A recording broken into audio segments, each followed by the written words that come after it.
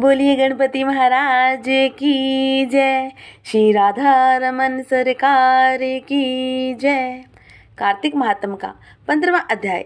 राजा पृथु ने नारद जी से पूछा, हे नारद जी, तब दैत्यराज ने क्या किया और वह सब मुझे विस्तार से सुनाइए। नारद जी ने बताया कि उनके चले जाने पर जलंधर ने अपने राहु नामक दूत को बुलाकर कैलाश पर आने की आज्ञा दी और कहा कि वहां पर एक जटाधारी शंभु नामक योगी रहता है और उससे मेरा ऐश्वर्य कहकर उसकी सुंदरी भामिनी को मेरे लिए मांग लाओ।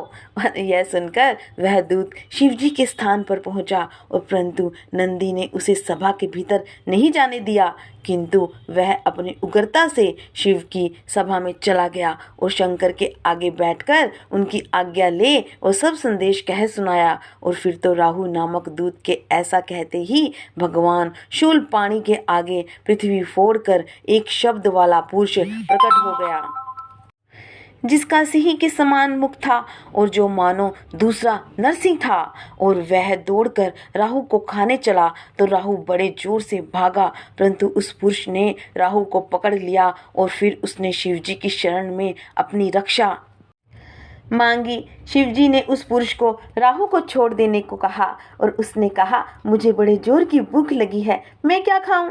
और तब महेश्वरी ने कहा कि यदि तुझे भूख लगी है तो तू शीघ्र ही अपने हाथ पैरों का मांस भक्षण कर ले। शिवजी की आज्ञा से वह पुरुष अपने हाथ और पैर का मांस भक्षण कर गया और अब केवल उसका सिर मात्र शेष रह गया। और तब उसका ऐसा कृत्य देखकर शिवजी ने प्रसन्न होकर उसे अपना आज्ञाकारी मानकर अपना परम प्रिय गण बना लिया और कहा कि मेरी पूजा की तरह अब तेरी भी सदैव पूजा हो रहेगी। शिवजी से ऐसा वर पाकर उस पुरुष को बड़ी प्रसन्नता हुई और उस दिन से वह शिवजी के द्वारा स्वीकृति मुख नामक गण होकर स्थित रहने लगा। और इस प्रकार से 15वां अध्याय संपूर्ण हुआ। जय श्री राधे, जय श्री कृष्णा।